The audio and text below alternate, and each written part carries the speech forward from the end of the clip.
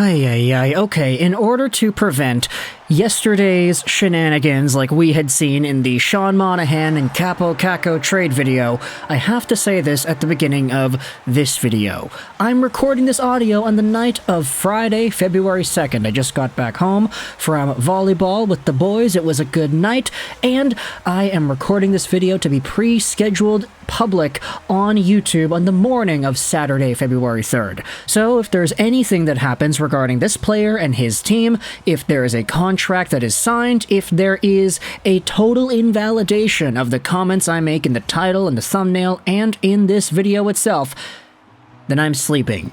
I'm not awake to correct this, so we gotta go out there and make sure that we don't make a video about a Sean Monahan trade rumor that becomes public on YouTube after Monahan actually gets traded because I'm sleeping in.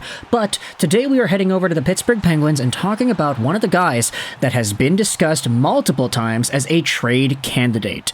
Today we're going over Jake Guentzel, because it's apparent that from a recent update made by Nick Kypreos, Guentzel may have just rejected a huge deal to stay in Pittsburgh.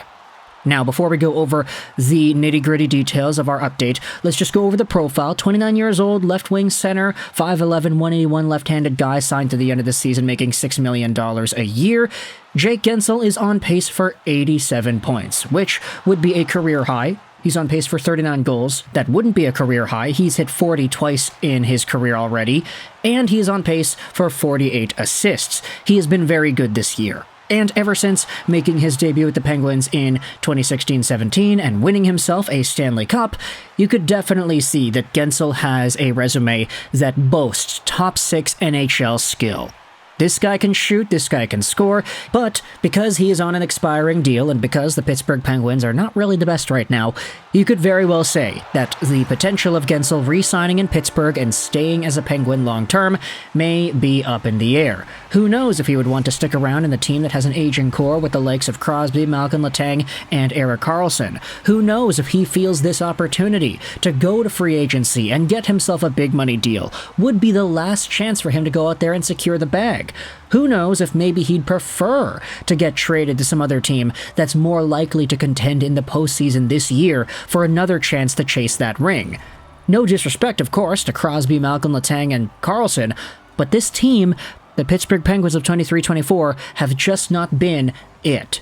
So, when it comes to our update in regards to the Jake Guentzel conversation, we had ourselves Nick Kypreos on the 590 Kipper and Bourne show from earlier this week. The episode was from January 30th, and the video wherein you hear about this comment was posted onto Twitter.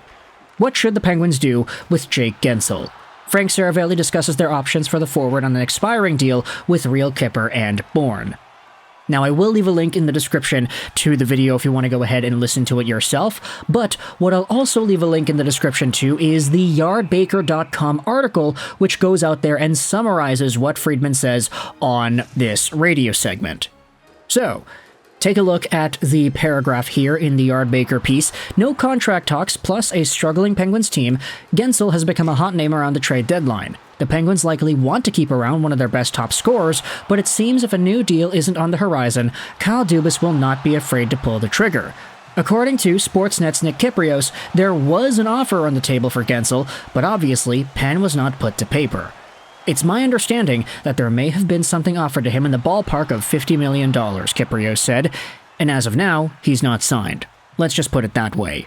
Now, again, this can change over the course of a few hours. All it takes is one phone conversation for Kyle Dubas to hit up Guentzel and say, hey, you want to sign on? Here's a $7 million contract worth $8.5 million a season. You want to sign it? And maybe Guentzel says, okay, sure. And then maybe by the time the phone call is over, the contract is signed, and then it gets revealed, and then I look like a fool. That's possible. But for what Kypreos is saying, he's insinuating that there is some sort of a $50 million deal that the Penguins offer Guentzel. The idea here is that Guentzel has not accepted it, that he has rejected that offer. And with this in mind, there is a bigger conversation from Kyprios noting that the extension would look like a 6-year deal worth $8.5 million. A 6-year deal starting next year would keep Guentzel in Pittsburgh until he's 36 years old. Now, what I also wanted to do was go over to the Our Penguins subreddit, because there are a few really good conversations from Penguins fans that respond to this idea that Jake Guentzel has rejected that deal. Take a look at this comment made by Clark Griswold. Oh boy, am I reading that right? I don't think I am, but they went out here with the top comment. Although I'm a Guentzel fan and I love him alongside of Crosby, I wonder how he would perform without Sid as his center. Tony Trotz replies saying, I also wonder how he'll hold up long term. He takes a beating with his playstyle, and he isn't exactly built for that. If you're the Penguins, that doesn't really matter since you aren't going to be competitive near the end of any extension, but it certainly does matter for another team. Going back to the main idea as to whether or not Guentzel will be all too great without Crosby, I wouldn't be too shocked if his production drops if he isn't paired with an elite center, Hammertown87 says. I could see the Leafs trying to get him as a rental for the playoffs. Disney goes out there and says, specifically a playmaking center. I just don't see Jake creating much on his own. He's very good, but he's a finisher. Now, going back over to the overarching idea that he may just leave Pittsburgh, here's another thread that I thought was interesting to read. Oh boy, I'm not even going to try to pronounce this username. I'm not surprised that Guentzel has rejected, quote-unquote, this new Penguins offer, and good for him.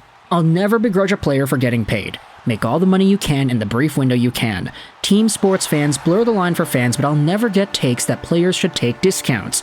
Anyone who's pro-labor should be for players maximizing their earning potential. And then another reply says, because for some players, taking cuts like Sidney Crosby are more valuable than actual cash because of what it can provide in the long run. Those cuts tend to lead to others getting paid, keeping better players, and winning more championships, aka the real prize.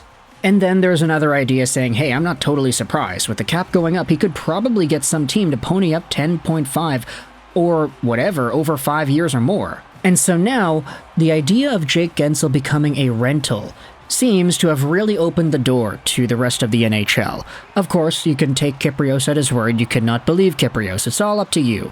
But at the end of the day, this was talked about on Toronto Sports Radio 590 The Fan, so I did think it was interesting to go out there and make a video about it, because considering some of the teams like Vancouver, Edmonton, maybe even Toronto, that have been linked to this player over the past few weeks, I guess you could start really considering the idea that he could be on the move, that him and his $6 million AAV salary could be sent over to some other team with salary retained, and then maybe he becomes a rental and some other team goes out there and signs him in the offseason to some ludicrous $9 million AAV salary for 6 years because he's a consistent 80-point guy. 80 points, 30, 40 goals. He's been that kind of player over the past few years, but maybe because he's not playing with Sidney Crosby on some new team, his production dips. Who really knows? There's a big conversation to happen about Jake Guentzel, especially if you start to entertain the idea that next year he may not be a part of a team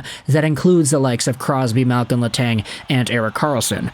The past few years have been filled with a whole bunch of rumors and discussions about the Penguins extending these guys, about keeping that window open for these old, aging vets. And now, you've got Erik Karlsson in the mix too. That's yet another contract that is pretty gosh darn big and lengthy. So, is there room for Kyle Dubas to hand out one more of these kinds of deals to Jake Guentzel, who may be in a position to get more on the free agent market, who may be in a position to be more so a part of a cup contending team to end off this season if he gets traded, and maybe even name his own price in the offseason?